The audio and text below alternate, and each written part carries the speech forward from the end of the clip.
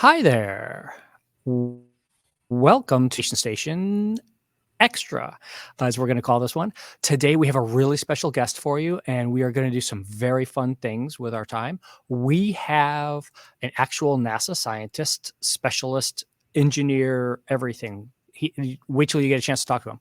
Let me give you an introduction. So, Slade Peters is the Ground Operations Manager, Landing and Recovery Element Operations Manager, Exploration Ground Systems. He's going to explain all that for you. Don't worry. Slade Peters is a landing and recovery operations grant manager. Excuse me. Slade Peters is a landing and recovery ground operations manager, element operations manager in exploration ground systems at NASA's Kennedy Space Center in Florida. In this role, he leads the operations team that tests and loads the LNR equipment on the ship for the crew module recovery operations. His team also unloads the ship and delivers the Orion crew module back to Kennedy across the country after landing. In addition, Peters manages the LNR operations budget and ensures all operational planning for LNR is on track and completed prior to each underway recovery test and Artemis mission. Slade, how are you doing today, sir? I'm great. How are you? Welcome so much for being here with us today, for doing this. What did I mess up in your biography there? Tell me what you did great. And first off, I want to say thank you to you and the team for having me come and speak to you. And yeah, I'm really excited to be here to talk about the Artemis program. And we're all super hyped about that here at the library. I've been talking about this on my tech show every week for weeks now. So let me throw this up here so you can get your presentations up on the screen now for you there. Okay. And let's have you get started on that. And then, as always, anyone who's watching us live on the feed, throw in your questions into the chat and we'll bring them up as appropriate as we're going along today. Take it away, Slade. All right. So as Bob said, you guys can see the charts on my screen. So I'm here to talk to you a little bit about the Artemis program and our manned spaceflight program and going back to the moon and eventually to Mars here in the next 15 to 20 years or so. We'll start off with a video. To explore, and we're going to the moon for scientific discovery. Our destiny is always to go and see what's further and what's next. The moon is a stepping stone, and the moon is a place we need to learn how to live so that we can continue to go beyond. We are focused. We are focused on all that lies before us. Only together will we bring to life this global ambition of returning to the moon. And while our work is far from finished, we've never been closer to seeing a new generation step beyond our home planet. We are building on the achievements of those who came before. The giants who conquered gravity and raised a banner in the heavens. They beckon us to go farther, to the moon and on to Mars, to seek a deeper understanding of our universe and bring all that we learn home. The daily efforts of thousands of suppliers from all across this country and around the world fed into stunning milestones and laid the groundwork for history. Launch team, go. Artemis has been woven into our culture. It has fostered collaboration across the aisles and across the ponds. It has grown beyond plans and preparations to include hardware and software. And now, it has a heartbeat.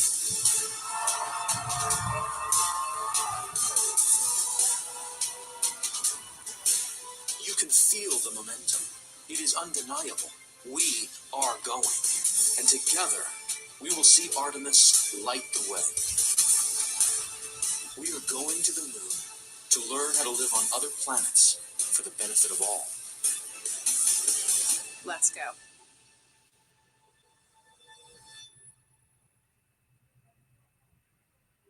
Okay. We're going to the moon. Whoops. All right. So that was kind of the opening intro video. And this is really exciting for us to talk about at NASA because for the first time in almost 50 years, we're getting ready to go back to the moon. And we'll talk a little bit about the journey that we're going to take to get there. And it actually starts here in less than a week at Kennedy Space Center with us launching our very first Artemis rocket to go back to the moon. Before I talk about Artemis, I'll give you a little bit of my background. So I grew up on a small dairy farm in Pennsylvania. My family is actually they're still running it. I graduated from Penn State University with an agricultural engineering degree. I specialized in power machinery and hydraulics, and actually started right out of Penn State as a NASA civil servant, working hydraulics on the space shuttles. I flew the space shuttle program out.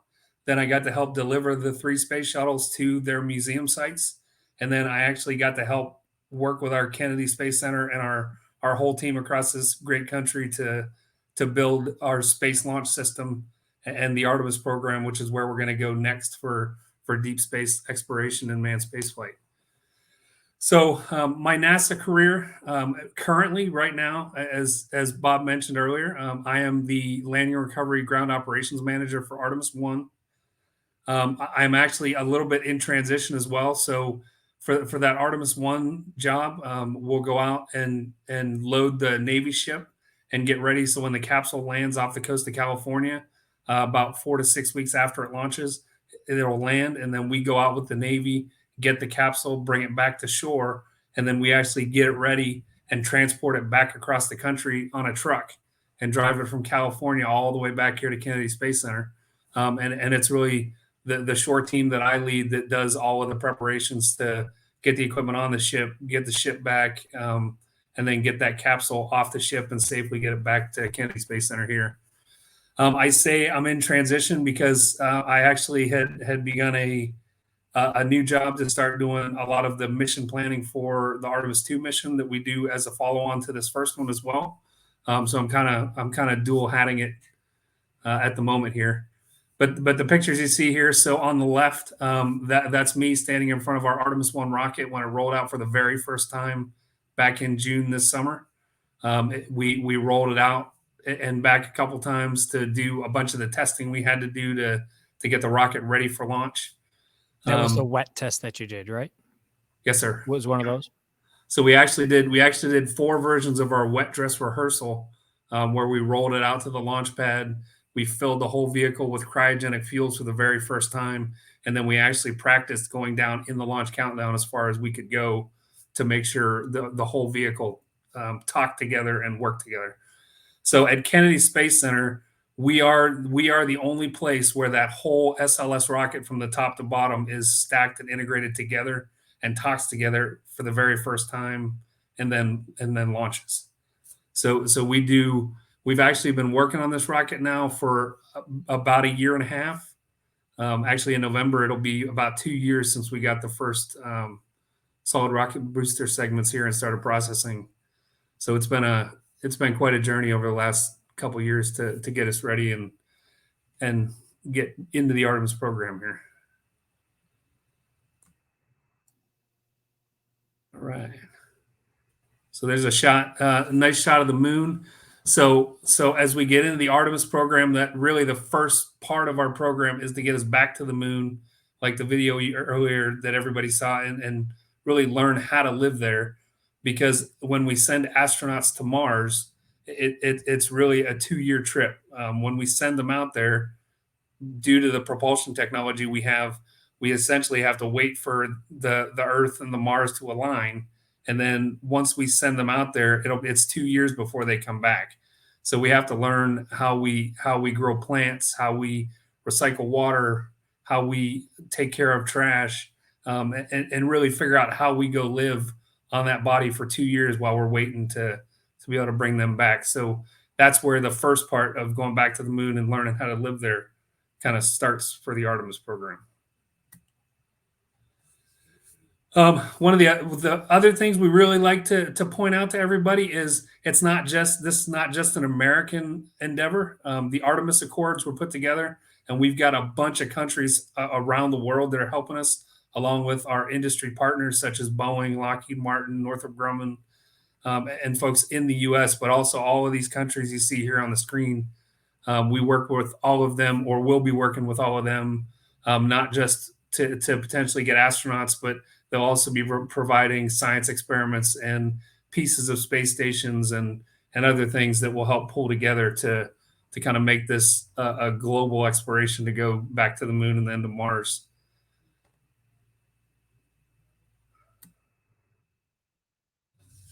Okay, so the Artemis program, it's made up of a whole bunch of different pieces. And looking at all the different boxes on this screen, you can see all the different things that we have to work on and put together.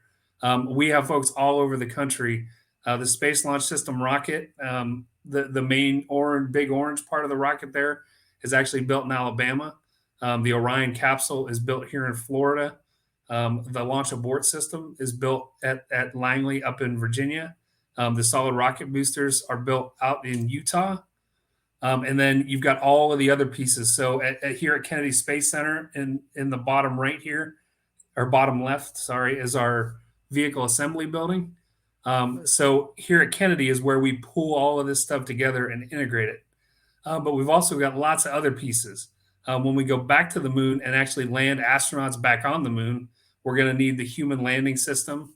We're going to have to figure out surface operations. How do we get astronauts to move around on the moon with rovers? How do they pick samples? How do they get samples back onto the lunar spacecraft to get them back into orbit and bring them back to Earth so we can study what's there and what we can use and maybe what we can potentially mine for as propulsion or how to get water out of the surface.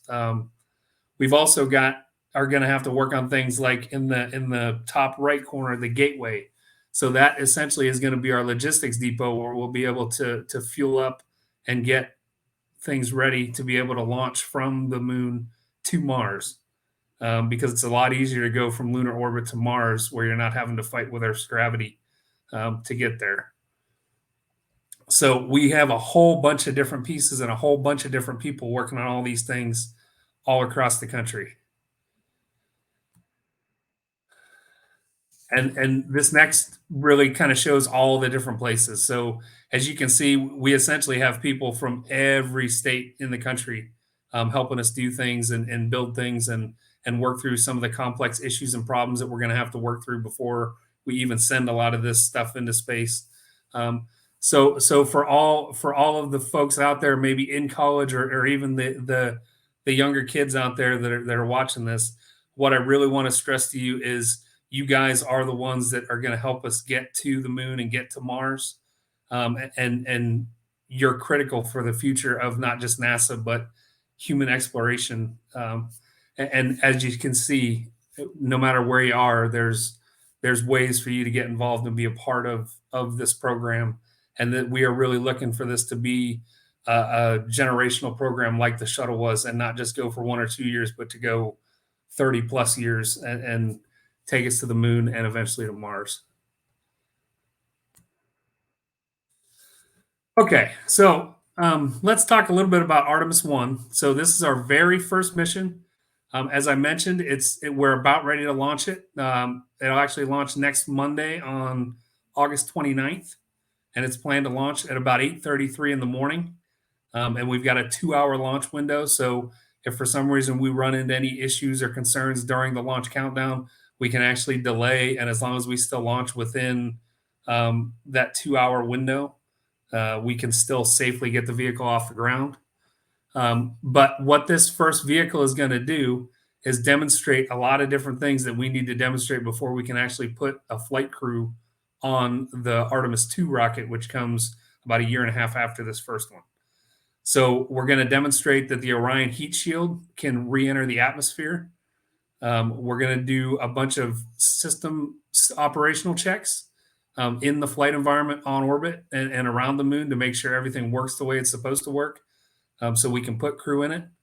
We're also gonna verify that we can safely recover the capsule and be able to get there in a timely manner. So when we do have flight crew on board, we know we can get there quickly and get the astronauts out as fast as we can to get them safely back into medical care and get them what they need.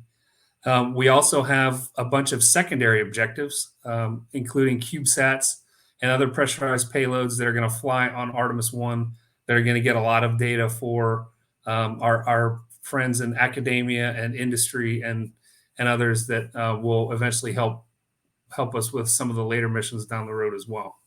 And this isn't just some quick little up and down flight like all the news stories have been bragging No, about sir. with the other companies. This is you guys are going to be gone for 28 days. Is it? How many days is it going to be? So if we launch next Monday, we'll actually be up there for about 6 weeks. That's gonna be awesome. It's actually going to be, it'll be like a 42-day mission, I believe, or 41-day mission. Nice. Yeah. And it's really cool because we're actually going to we'll go out and make a few orbits around the moon, and the Orion spacecraft will actually go further into space than even any of the Apollo flights did. So we're going to get a lot of great data on what works and what doesn't work on this first flight. So that's why it's really critical for us to go out and get that data, and then also be able to recover that capsule and get that data when it lands back off the coast of California.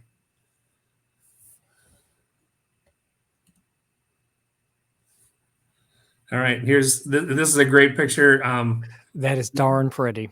These have been awesome pictures to see over the last 2 or 3 months. I mean, for a lot of us that have been working on this program now for 8 to 10 years, to actually be able to see this beautiful 322-foot rocket roll out of the VAB and roll to the launch pad is quite a feat. And to see it launch, when it launches next Monday, it'll actually be the most powerful rocket that we have ever launched off of planet Earth. It'll be even more powerful than the Saturn V rocket was. So it'll be a sight to see. And for those who are familiar with looking at shuttle launches or seeing the shuttle in a position like this, Slade, remind people how big this is compared to a shuttle setup.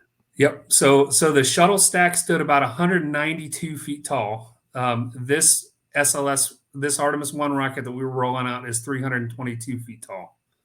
So SLS is not, it's not quite double the shuttle, but it's pretty darn close. And those rocket boosters are not the same ones that they used on the shuttle, are they? No, You guys did it. Yeah, the solid rocket boosters are actually 5-segment boosters instead of the 4-segment boosters that we used on shuttle. So I'm glad you asked that question, Bob, because one of the other really cool things is the SLS, this Artemis 1 rocket, is actually 8.8 million pounds of thrust, and it's about 1.3 million pounds more than even the Saturn V, and I believe it's 1.5 to 2 million pounds more than the shuttle stack was. So it's going to be incredible. And for anybody and I encourage everybody, if you can come to Florida to see it, you should. But if you can't, make sure you catch it on. It'll be broadcast live on most of the major news sites, NASA.gov. Yeah, we'll share the links afterwards. There's a whole set of where you can watch it live streaming, no matter where you are in the world.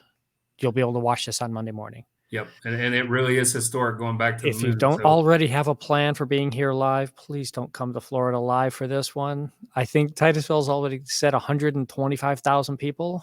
Yep. Yeah, I think what I heard on Friday was somewhere between 100 and 200,000 they're expecting. Yeah. On the Space Coast. All right. So this kind of gives you a little more detail about the different pieces of the rocket itself. So we talked about the solid rocket boosters. They are 5 segments instead of 4. The SLS boosters actually provide 75% of the total SLS thrust for the first 2 minutes at launch. After 2 minutes, those 2 solid rocket boosters come off, and then it's the core stage, the big orange tank with the 4 main engines on the bottom that take it the rest of the way. Each of those RS-25 engines, which they are space shuttle main engines that we repurposed for SLS, each of those engines is capable of producing more than 500,000 pounds of thrust for that 8-minute flight to get us into orbit. The core stage itself has a liquid hydrogen and a liquid oxygen tank, and we put those 2 fuels together, and then they combust in the engines, and that's where we get the thrust to be able to get off the launch pad along with the solid rocket boosters. And then we also have the upper stage engines. So the upper stage, it provides in-space propulsion. We have 1 RL-10 engine on that. And that upper stage engine really is to help get us into orbit and then starts our trajectory to the moon, and to get us out there and do the main majority of the mission that we'll do once we get out into lunar orbit. And now, are any of these recyclable for future missions? So the only piece of the rocket that we will reuse are pieces of the capsule that we will pull out once it comes back. So part of the reason for that is in working the shuttle program for 30 years, we realized that reuse was a lot of time and money and energy, and it was actually cheaper. It's actually cheaper each flight to just build new pieces than it is to try to pull it out and refurb it. And so for SLS and building these big rockets, the capsule is actually parts of the capsule are the only pieces that we'll reuse moving forward. Gotcha. All right. So I like this chart a lot too. It kind of shows all the different configurations of SLS and the Artemis rockets. So when you look at the left here, this is Artemis 1. That's our 322-foot rocket. That's our very first launch that will happen next week. And as we go to the right, we eventually move up into the larger rockets that give us the ability to not only carry the upwards of 4 crew members, but also you're able to take up to 300 metric tons of cargo. So when we start to go back to Mars and start to build bases on the moon, we're going to need the large cargo rockets to be able to take big pieces up in large quantities, so we can build things and put them together in orbit, so we can get them to the moon and get them to Mars.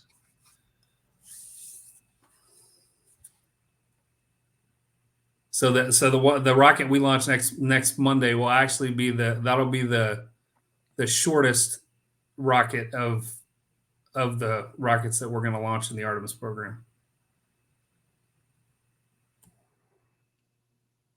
All right, here's some pictures of the spacecraft and the launch abort system. So on Artemis 1, during the Artemis program, when we have flight crew, the left photo this is the launch abort system. When you have a flight crew in the Orion capsule, if for some reason during launch you have an issue with the vehicle or you need to get the flight crew away and we can't get them out of the capsule in time, this launch abort system is actually designed to pull the capsule off the top of the rocket and safely get the astronauts away in the event that the rest of the vehicle has an issue or a fire or destructs. So it's really a safety feature. On the first mission, because we don't have a crew, this is just an inert segment that'll jettison once we get about 1.5 minutes or 2 minutes into flight. And then on the right, you can see on the top, this is the Orion capsule. And then underneath it is the service module. So this is the whole piece that'll actually deploy on orbit and actually go out to the moon and around and do the majority of the mission.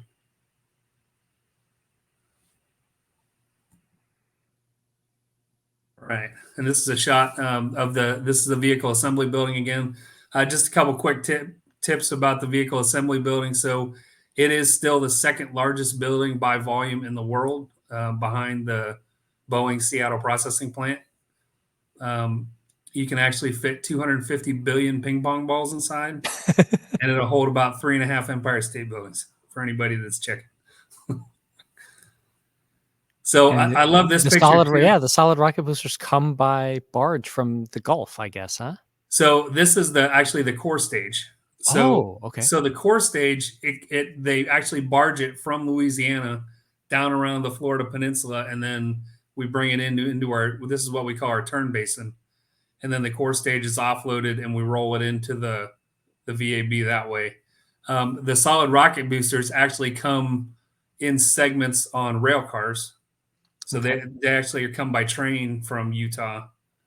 The Orion capsule is built, the majority of it's built in the ONC, but any of the pieces that need to come, they're actually flown in on the Super Guppy aircraft. And then I'm trying to think how the upper stage, I believe, comes from Alabama, and I'm not 100% sure how about your recovery vehicle? Where's that? Is that a? I'm guessing you have a custom vehicle that you've built for that. For you mean to Your bring it back recovery? across the country? Well, no, for your recovery when you're out there recovering. Oh, so when we actually go out and recover, we take a U.S. Navy well deck ship out, Okay. and then the cool thing about those well deck ships are that they can actually sink the back end of the ship down into the water. So we put about 6 feet of water into the back of that Navy ship, and then we can float the Orion capsule into the back, and then they lift the ship up out of the water, and the capsule sits right down in a cradle. Is there in the any? back of the ship. Did you have to make modifications to that for that one?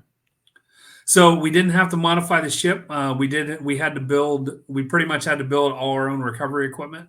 Okay. So we actually go out and do what we call underway recovery tests with the Navy, and we've done 9 of those now, about one a year over the last 6 or 7 years to get ready. We actually just finished our mission certification run with the Navy back in October of last year in prep for Artemis 1. There's a lot of moving pieces of this. Yes, sir.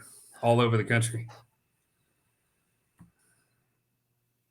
All right, and there's a shot. That's a shot of the core stage. You can get a good shot of the shuttle main engines on the side. This is in the transfer aisle. So when we actually get ready to stack it, oh, it's a video. So this is actually showing the core stage getting lifted up into the high bay.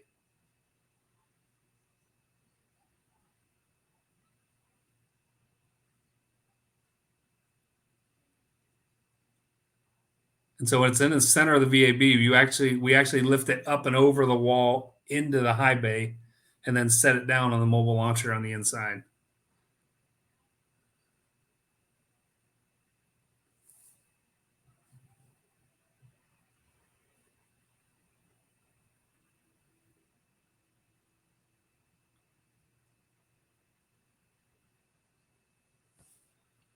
Very expensive Legos.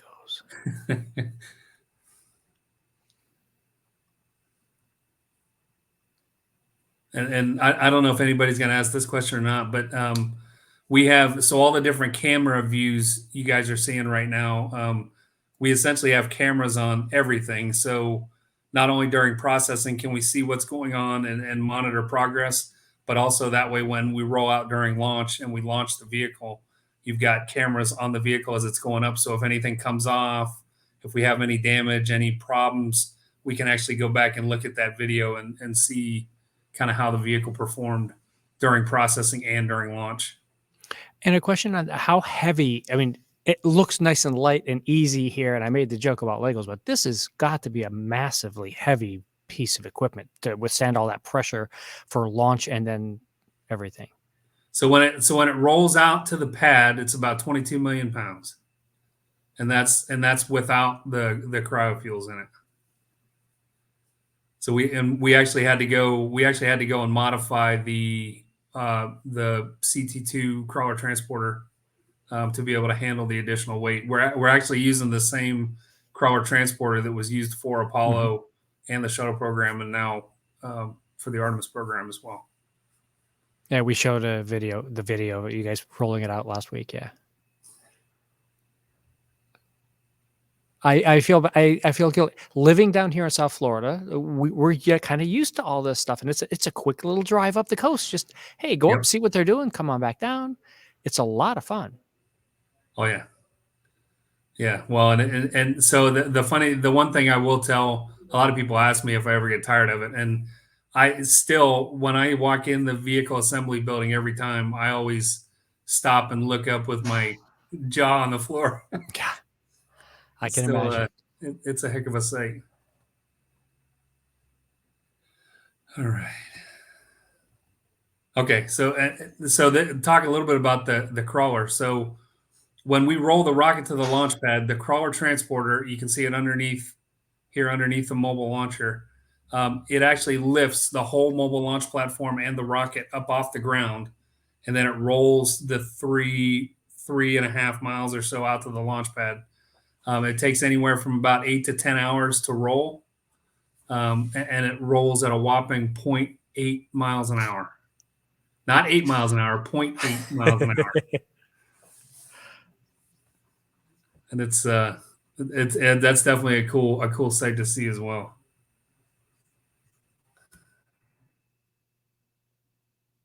All right, and there she is sitting at the pad. All right, so another thing to point out, so you can see the lightning towers. So these 3 lightning towers stand about 600 feet tall, and they provide lightning protection for the launch vehicle while it's out there.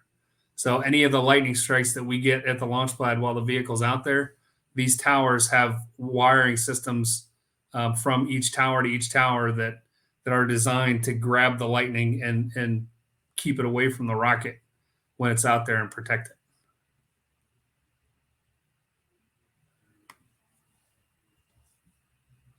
All right, another video.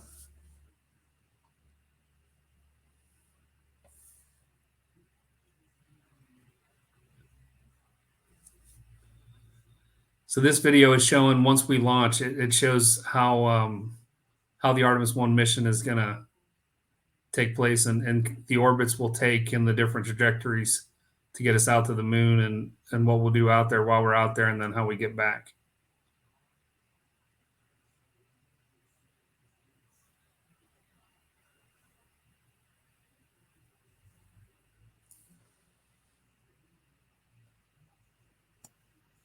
And is it still going to take the same rough 3 days to get out to the moon that it did during Apollo?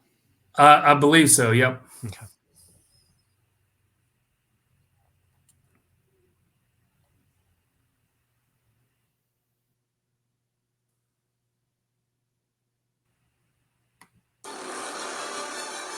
You support a quick remote check this time. Setting candles a second.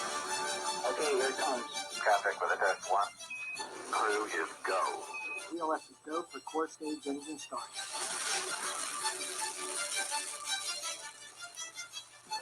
Liftoff confirmed. Copy liftoff.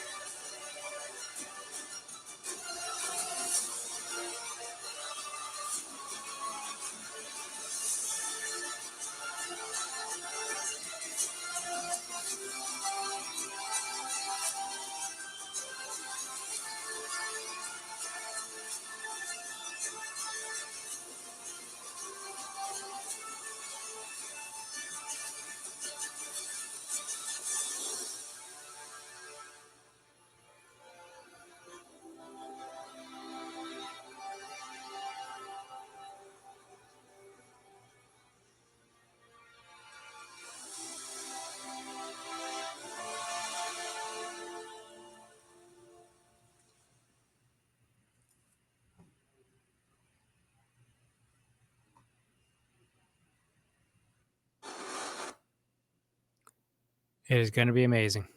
Yep. All right, and here's a couple more shots. The sunset photo on the left here. That's one of my favorite shots of the vehicle at the pad so far. And then seeing with the moon in the background, that's just foreshadowing at its best right there. Yep. And those are all brand new. Yep.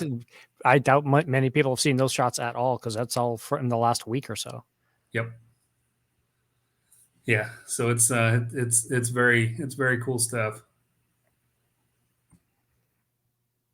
All right. So I talk to you a little bit about Artemis 1. I'd be remiss if I didn't talk about Artemis 2. So when this first mission comes back and we get all the data, we use that data to certify the Artemis 2 mission and be able to put flight crew on it. So the next step then for Artemis 2 is to do actually a 10 to 13 day mission where we send an Orion capsule to the moon, but we actually send astronauts in that capsule back to the moon and around the moon, so they can scope out the landing sites and verify everything's working. And then when we get into Artemis 3, which will be Artemis 2 is about a year and a half after Artemis 1. Artemis 3 will be a year to a year and a half after Artemis 2. And on Artemis 3, we will actually land the first woman and the first person of color on the moon. And we'll be back on the moon within the next 5 years. So really Artemis 2 is kind of that next stepping stone to get us there, to putting people back on the moon, which is going to be a monumental thing. So next are some pictures of what we have coming. So to date, everything we've done now is the vehicle itself runs everything autonomously. There's really no flight crew involvement because we're not putting a crew on Artemis 1. But as we get into Artemis 2, we'll start having integrated testing here at Kennedy and even at Johnson Space Center and some of the other centers where the astronauts will actually start doing hands-on, and they're already doing a lot of this training at Johnson. But as we go in and do our integrated testing here at Kennedy, we'll start doing like countdown demonstration tests where we'll actually drive the astronauts to the VAB and the launch pad in the vehicles. They'll actually ride in on launch day, simulate actually putting them into the capsule in their flight suits. They'll simulate going down through the checklists and making sure they know how to do everything, and actually start getting ready for the Artemis 2 mission to be able to put people back in space and take them to deep space back around the moon. These are some pictures of, you can see on the top left, this is the Artemis 2 capsule that we're in work developing and finishing up and getting it ready. The launch abort system in the bottom left is we have and is in work getting ready to be integrated. And then you can also see some of the work that we're doing here on the service module. And once we're done with the Orion capsule in the top left, we'll actually integrate it to the service module here on the right and make it one big integrated assembly, and then get ready to start stacking it, hopefully within the next 12 to 14 months. And you're already this far along on it, but Yep. it's still going to be another year before you actually assemble it. Yep. Well, so the one of the big things that we have to do in between Artemis 1 and Artemis 2 on the Kennedy side for exploration ground systems is our program actually needs to go do a bunch of modifications to the VAB platforms, to the mobile launcher, and to a bunch of the other systems at the launch pad and some of the other facilities to be able to accommodate a lot of the crew related activities and systems that we didn't necessarily need for Artemis 1. So, Okay. so we've got an 8 to 10 month period where we actually have to go in and do a bunch of modifications to actually get a lot of the Artemis 2 systems up and running before we can actually start processing and putting the vehicle together. And you said you're going to use pieces of the capsules, but you're not going to be reusing the entire capsule. Right. Yep. Yeah. So the majority of the pieces we reuse from Artemis 1 will be the black boxes that are inside the avionics boxes.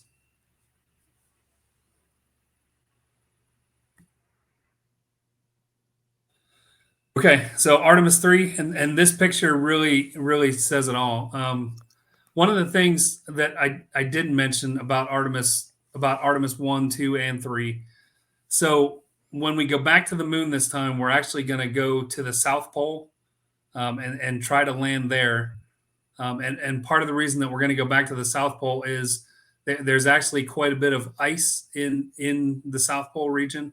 And there are potentially other minerals and things that we could mine and get out of the surface to help us with getting water and sustaining life, along with maybe helium-3 and some of the other things that we may be able to process to help us with propulsion and other things. So for all of for these missions coming up and going back to the moon, the plan is to actually build a base on the South Pole and actually learn how to live there and how to mine water and some of the other elements that we can get there. So we can kind of use the moon as a stepping point to go from the moon to Mars, and really learn how to live on the moon. And the nice part about living and learning how to live on the moon is if you have something happen, it's a lot easier to get home from the moon than it is from Mars. So we can kind of test everything out on the moon first and make sure it all works, and still kind of have that tether to be able to get back to Earth if we need to, kind of while we're perfecting everything to eventually get us to Mars in the mid 2030s and put the first person on Mars. I'm just gonna be happy to see us get back to the moon. That's my big thing. It's like I can't believe we never went back yet. So Yep. let's do this. Yeah, and seeing. So the funny thing is, I was not even close to being born when Neil Armstrong sat down on the moon, but I watched the Walter Cronkite videos and I get goosebumps even though I wasn't a part of it. And I really hope that us going back to the moon over these next few Artemis missions gives a whole new generation that same feeling of excitement and wonder and wanting to explore and go to that next place that we dare to go, because it really is an awesome thing. And the other thing that I love to talk about usually when I talk to school students and others is a lot of the things that the space program has given us. So, I mean, when you look at Apollo and all the things previously, you look at the helmet and the UV ray protection. I mean, early sunglasses started from the visors and the protections that came from NASA and the space program. Shoes, sneakers, insoles, GPS, Velcro. I mean, all the things that we developed to go work in deep space. A lot of that stuff we now use in everyday life. It's awesome. And it's important to do this for future generations. I'm not going to be lucky enough to go, but someone, the next 2 generations, they're going to have to be out there living somewhere. Yep. Got to start now. Absolutely. And again, for all the younger folks out there, you guys are at the prime point to be ready to help us go to Mars and be the group that goes to Mars and goes further out. So yeah, keep studying and working hard, because I want you to stand beside us, helping us do this. Yeah, 3 to 5 years might sound like a long time to some of you out there, but it's not. Nope. It's going to be here much faster than you think. And Absolutely. For the high school students that are out there right now watching, you'll already be out of college. So get ready now. All right. So, this is the kind of the first initial human landing system that SpaceX kind of gave in their proposal, and they were selected to put together the initial human landing system that we'll use to get us back to the moon. So we are partnering with SpaceX for that. Like I said, Boeing is helping us build the core stage. Lockheed Martin builds the Orion spacecraft. The European Space Agency builds the service module that gets us to the moon. So we have a lot of different industry partners. So the other thing I always like to tell college grads and even high school students coming up is you can come and work at NASA, but we also have a lot of partners in industry and academia that help us also. So don't just limit yourself to NASA and the federal government as employment if you're looking to come this route. You can always look at our contractors and universities, and because we have people that help us all over, and we absolutely need that help from all those different places. And we did get one we won't be question about successful. backing it up to middle school kids. Say they're interested in that. What subjects are they supposed to be? I mean, I'm guessing traditionally math and science, but what are they looking at? So that's a great question, and it really depends on what they want to do. So if you want to be like an engineer or a scientist like I am, you really want to focus on, pardon me, you really want to focus on the technical, like math, science, physics, and engineering types.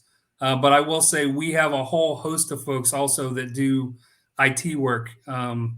Do biology. We have medical doctors. We have biology folks learning how to work greenhouses and things on the space station in zero gravity. We have marketing majors, we have contract specialists, we have financial analysts that have to help us make sure all our budgets are in line. So really, if there is a career out there that you want to go towards, there's a job working with NASA or one of our partners to go do that. And the other thing I will say is if you go to www.nasa.gov, we actually have a careers section of the website where you can actually go explore a lot of the different careers that you could eventually work towards, and even look up how you could get internships in our Pathways program and actually come work with us while you're in school as well. We featured a high school student on our Creation Station Monthly program, a high school student she got an internship with NASA. Awesome. Yeah. So it's really cool, and I never knew any of those opportunities were out there, or I probably would have applied for some of them while I was at Penn State, but I just happened to get the hydraulic job right out of school, and got lucky enough to start down here. But yeah, it's if you guys have a dream, follow it, because I'm living proof that a farm boy from Pennsylvania working as a NASA operations engineer now, you can do anything you put your mind to. It's a movie ending. Okay, so this is a rendering of our gateway. This is the logistics depot that we'll put in orbit around the moon, and we'll use kind of as a fueling depot / logistics depot. So eventually we'll build kind of like a mini space station that we'll send to Mars, and the gateway will be where we kind of get it ready and supplied before we send it off.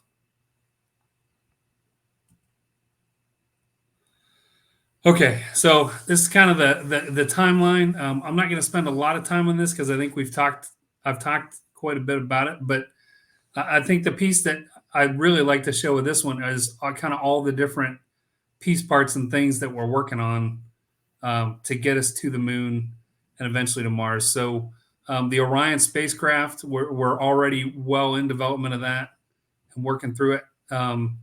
But when you look at all the different, like the rovers and the human landers and all the different things we're going to have to go build and work on to be able to successfully land on and live on the moon, we've got a lot of work coming, and it's a lot of work that hopefully a lot of you guys out there watching us are gonna come in and help us do on some of the later, like Artemis 2, Artemis 3, Artemis 4, and later, and really help us figure out how we do it better and more efficient.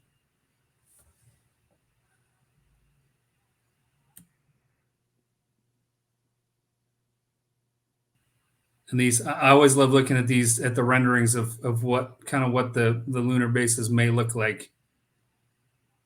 And so looking back at careers too. So this is another one. And I never thought about this until I started working at NASA, but even like design visualization and a lot of the graphic design and things, we use that all the time, not just to look at like how we may go put things together and put them on the moon, but we also use a lot of design visualization tools to map our ground systems and kind of what things look like, and how, if we build new equipment, can we put it in this area? And when they put all the models together, we can say, no, you can't put it here because we've already got a panel or another piece of equipment here, so we have to put it somewhere else. So, I mean, you really can. There are all kinds of different places and areas that you can jump in and help us. All right, and then we get to Mars. So Artemis 1 through Artemis 5, 6, 7, we're really going to focus on the moon, learn how to live on the moon and how to survive there. And then we're going to use that as the stepping stone to go to Mars. That ultimately, that's the goal of the Artemis program, is to put the first astronaut and the first boots on Mars. And we're really shooting for like the 2035 to 2037 timeframe. Which realistically is not that far away. I mean, you're talking 13 to 15 years from now, we're hoping to have people on Mars, and that's incredible. So for anybody out there that thinks you'd like to do this, I'm going to challenge you right now to work your butt off and come down and work with us and get there, because we're going to need all of you to help us get there. Yeah, I think people don't sometimes understand just how fast that, we're talking here is like another 10 to 15 years. In engineering terms, that's super fast. Right. And I mean, if you're in college right now, you'll already have been out of college for a decade by the time you are working on some of these pieces for going up there. Well, and I think the other really cool part from my perspective and looking at it as an engineer is that 13 to 15 years from now, I mean, we're looking at using equipment that for all intents and purposes right now is a concept on a piece of paper. Yeah. Yeah. I mean, It's stuff in movies. Some of it, Yeah. metal hasn't even been cut yet. Yeah.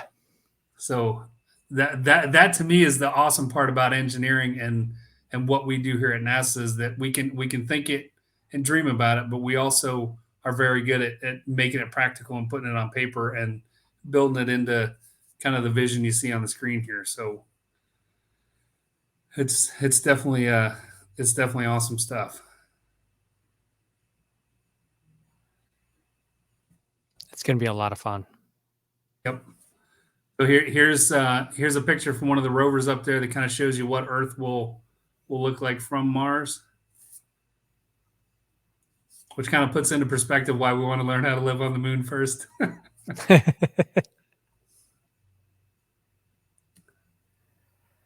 All right, and this one is huge. Exploration, it is a team sport.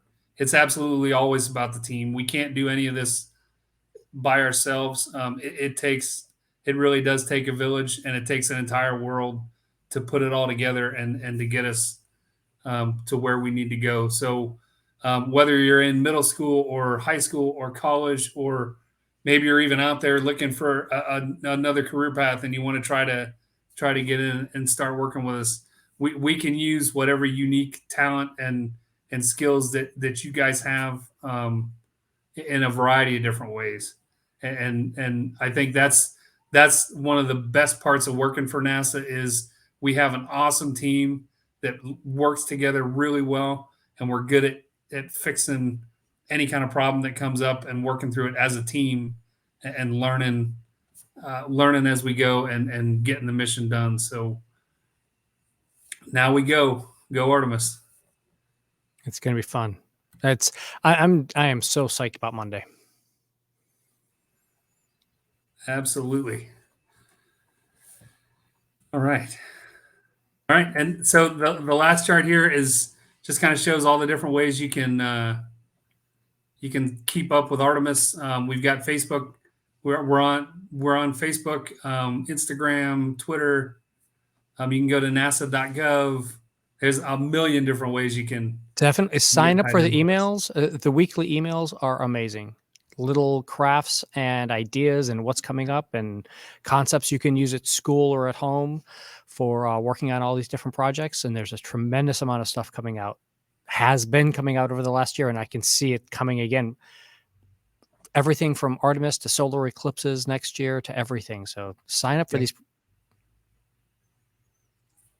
We only have you for another like 4 minutes. So if there's any other last minute questions out there, people, put them into the chat now, and I'll try to get them out to Slade before we have to finish up. Yeah, no, it's a great thing. Slade. No, there was a tremendous amount. You fit a lot of information in this for us. We did have a question about where to sign up for the emails. Go to the nasa.gov site, and you'll see an email sign up sheet there where you can pick which emails come to you for depending upon what you're interested in. Yep. And then the scan me that's on the screen now, if you scan that with the camera on your phone, that'll actually take you to the watch party that you'll be able to watch it live next Monday as well if you want to bookmark that. And it'll be up. This recording will be up on the Facebook feed for everybody, so you can go back and review it over the weekend if you've got friends and family who missed this. And Saturday morning is when the actual countdown starts. for those geeks of us who are like really into Yes, sir. it. So when does your countdown start? I want to get to that part of it before we lose you here. Well, so we actually go out about 12 days before it splashes down. So our recovery team will be on site in San Diego the 19th of September, and we're supposed to splash down on the 10th of October if we launch on the 29th of August. Okay. Awesome. Question was, could you see the splash? I think they mean launch from South Florida, and yes, you can. Yep. There's been the last couple of them. I've sat out in my backyard and watched SpaceX ones go up, and this is going to be a lot bigger than a SpaceX launch. It could be much brighter out there. It doesn't care what time of day it is. But the splashdown, that's a good question. You're splashing down off the coast of San Diego, but you're far off the coast, aren't you? So we're about 50 miles off the coast. So if you have binoculars or a telescope on land and you know where it's coming down, you'd be able to see it. But our recovery team on the ship will actually have helicopters out with cameras on it. So our recovery director can actually monitor and see it as it's coming back in. But I'm sure it'll be broadcast on NASA.gov as it's coming back in if you want to watch it on October 10th as well. It's going to be a lot of fun. I think that's about all the time we have for questions, everybody. Again, Slade, thank you so much for being here today. This was a great presentation for us. I'm looking forward to Monday. It's going to be awesome. And then again in October for your side of things. See, I'm actually interested in that engineering part there. I'm kind of curious about how this is all going to work with recovering out at sea in this new fashion. Yeah. Well, all the testing we've done so far has gone really well. And we've actually, we recovered the EFT-1 spacecraft back in 2014 when it went into orbit and came back. But we're using a different recovery method than we did then. So we're confident it's going to work. But I mean, like everything, it's always real time working through things. So we'll see what pops up. It's going to be fun. Yep. Thank you again, everybody. We'll tune in on Monday I'll be watching with everybody. Come and see us then. Have a great day, everybody. And thank you again, Slade. Yep. Thank you.